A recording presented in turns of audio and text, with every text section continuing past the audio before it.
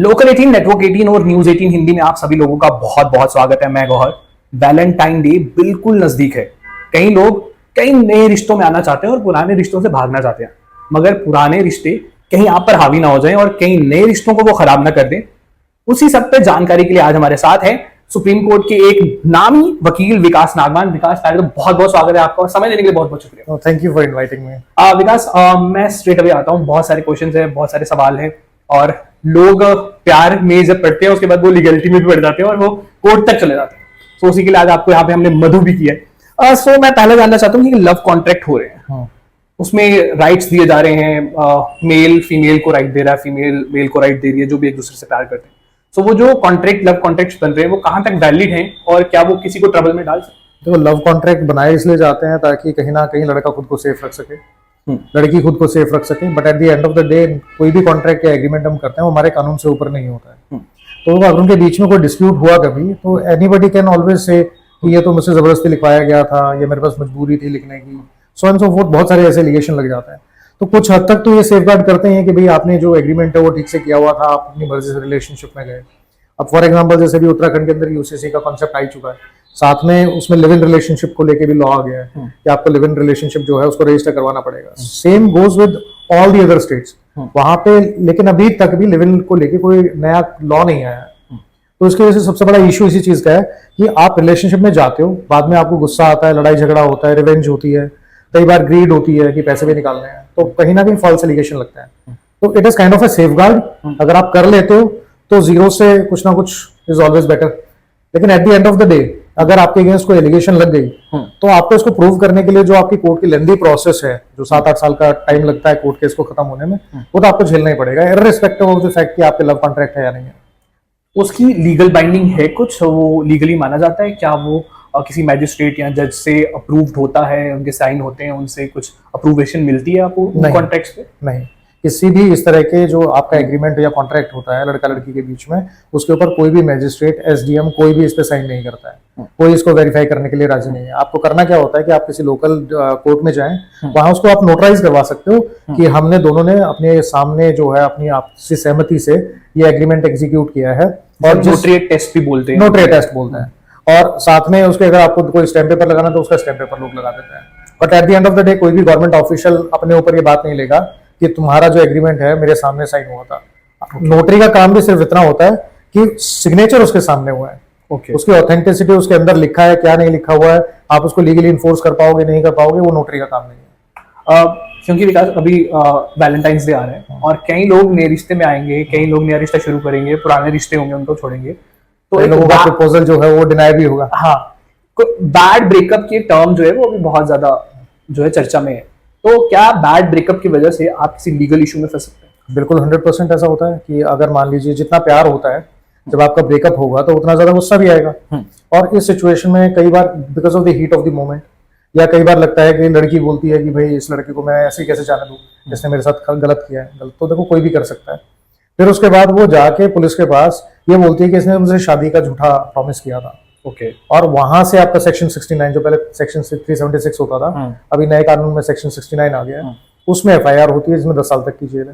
तो लीगली तो आप बिल्कुल फंस सकते हो। और इसके साथ में जैसे I was talking to one of my friends last night, तो बात ये चल रही है कि इस टाइम वैलेंटाइंस डे के आसपास में लड़के लड़कियों को आपस में बैठ के ना ड्रिंक करने का भी बड़ा शौक है कि हम पार्टी करेंगे, ड्रिंक करेंगे, नया नया रिलेशनशिप है। और जब आप उस मोड में होते हो दारू पी के, उसके बाद आप फिजिकल रिलेशन बनाते हो, तो most of the guys they do not know कि उस टाइम पे दिया हुआ कंसेंट इज नो कंसेंट। अगर सुबह उठ के लड़की ने बोला कि इसने मेरे साथ जबरदस्ती की है या मेरा कंसेंट नहीं था, मैंने तो सिर्फ ड्रिंक किया हुआ था, तो उस सिचुएशन में उस लड़के के अगेंस्ट एफआईआर हो सकती है, जेल जा सकता है। कौन से सेक्शन में होगी वो? सेक्शन 69 तो फॉल्स प्रॉमिस ऑफ मैरिज का हो गया। सेक्शन 63 है भारतीय न्याय संहिता, उसके अंदर ही हो सकती है। तो वो क्या है, उससे क्या डिफाइन? जो आपका पहले 376 होता था रेप, दैट इज अगेन उसके सेक्शन नंबर चेंज हो गया, तो रेप के एलिगेशन लगेगा। और उसमें 7 साल की मिनिमम पनिशमेंट है, जो कि अब जो लाइफ इम्प्रिजनमेंट है वहां तक चली जाती है। अब आपने यूसीसी की बात की थी स्टार्टिंग में। लिविंग रिलेशनशिप को रजिस्टर करवाना उत्तराखंड में तो हम देख ही रहे हैं वैलिड है। और किस किस स्टेट में और किस कंट्री की किस किस स्टेट में हो सकता है? दिल्ली में हो सकता है? दिल्ली में नहीं हो सकता। सिर्फ उत्तराखंड अकेली स्टेट ऐसी है जहां लिव इन रिलेशनशिप को रजिस्टर करवाना मैंडेटरी है, उत्तराखंड के लोगों के लिए भी और जो बाहर के लोग हैं वहां रहते हैं और वो लिव इन रिलेशनशिप में जाना चाहते हैं, ओके, उनके लिए मैंडेटरी है। दिल्ली या किसी और स्टेट में, यूटी में, this law is not applicable. तो यहाँ पे लिव इन रिलेशनशिप में जाने के लिए आपको वही लव कॉन्ट्रैक्ट करना पड़ेगा, उसके अलावा आपके पास ऑप्शन नहीं है। वैलेंटाइन डे पे हम ये भी देखते हैं कि लोग एक दूसरे को गिफ्ट भी देते हैं, हाँ। और गिफ्ट बहुत ज्यादा महंगे भी हो सकते हैं। क्या वो गिफ्ट, एक गिफ्ट आपको किसी ट्रबल में डाल सकते हैं, कोई लीगल इशू में डाल सकते देखो, अगर आपका गिफ्ट जो है सिंपल गिफ्ट है, यानी कि आपने टेडी बियर दे दिया, चॉकलेट दे दिया, कोई फोन दे दिया, इस तरह की चीज दी है तो कोई आपका ट्रबल नहीं होगा। लेकिन अगर आप कोई ऐसी चीजें देते हो जैसे सेक्स टॉयज वगैरह देते हो, तो that might come under the ऑब्ससेनिटी।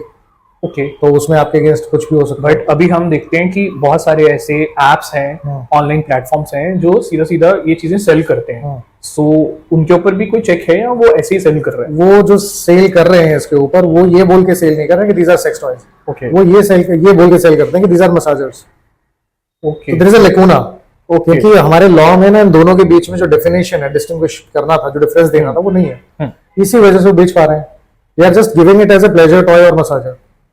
अच्छा, ये टॉय की बात होगी, मतलब आप इस तरीके का कोई ऐसा ऑप्शन गिफ्ट दे रहे हैं ना तो उसमें अगर हम किसी को आधा कैश दे रहे हैं, कोई डायमंड रिंग दे रहे हैं, कुछ ऐसा दे रहे हैं, और बाद में ब्रेकअप हो जाता है या कुछ ऐसा हो जाता है, तो दोनों तरफ से, लड़का लड़की की तरफ से, उस चीज को एक इशू बना के या हमने वो चीज रिकवर करनी है, कोई ऐसा लीगल केस किया जाता है? देखो, अगर आपने किसी को कोई गिफ्ट दिया है तो जनरली गिफ्ट दिया है इसलिए जाता है कि because of love and affection, yes, जिसमें देयर इज नो कंसिडरेशन, प्यार के अलावा। तो उस सिचुएशन में क्या होता है कि जब आपने दे दिया तो दे दिया, जब आप लेने जाते हो तो उस time there is a too difficult situation for you कि आप उसको रिकवर कर सको। आप केस कर सकते हो रिकवरी का, लेकिन अगर किसी लड़के ने किसी लड़की के अगेंस्ट कोई केस किया और लड़की बोलती है कल की तारीख में अगेन कि वही झूठा प्रॉमिस, या फिर मेरा कंसेंट नहीं था, या फिर इसमें मेरे ऑब्सीन वीडियोस या फोटोग्राफ्स हैं वो बनाए हुए हैं, तो फिर लड़के के लिए ज्यादा प्रॉब्लम हो जाएगी। चौबे छब्बे जी बनने जाएंगे और दुबे जी बन के आएंगे। तो बेटर ऑप्शन ये है कि आप कभी भी इतने एक्सपेंसिव गिफ्ट मत दो रिलेशनशिप में जो बाद में आपको रिग्रेट हो ब्रेकअप के बाद। और अगर देने भी हैं तो फिर आप ये भूल जाओ कि आपने जो गिफ्ट है वो क्यों दिए थे। और ये वाइस वर्सा नहीं हो सकता क्या? लड़के को रिटर्न अगर लड़का चाहता है और वो केस तरीके से फाइल करता है, पहले मैं तो जान रहा हूँ तो कौन सी सेक्शन में होगा अगर कोई भी इनमें से केस फाइल करता है, और वो लड़के को वापस मिलेंगे क्या? देखो, अगर लड़की ने किसी लड़के को गिफ्ट दिया है तो लड़की आराम से निकाल सकती है और रिकवरी केस भी डाल देगी। ओके, वो चाहे तो उसके ऊपर अगेन उसके ऊपर किसी तरीके का जो ब्लैकमेलिंग का, एक्सटॉर्शन का केस वो भी लगा सकते हैं। ओके, लेकिन लड़के के पास डिफेंस बहुत ज्यादा नहीं है उसमें, लड़के को तो रिटर्न करना ही पड़ेगा। बात सिर्फ इतनी है कि अगर आप काउंटर करना चाहोगे तो काउंटर किस ग्राउंड पे करोगे? इधर you have the valid proof.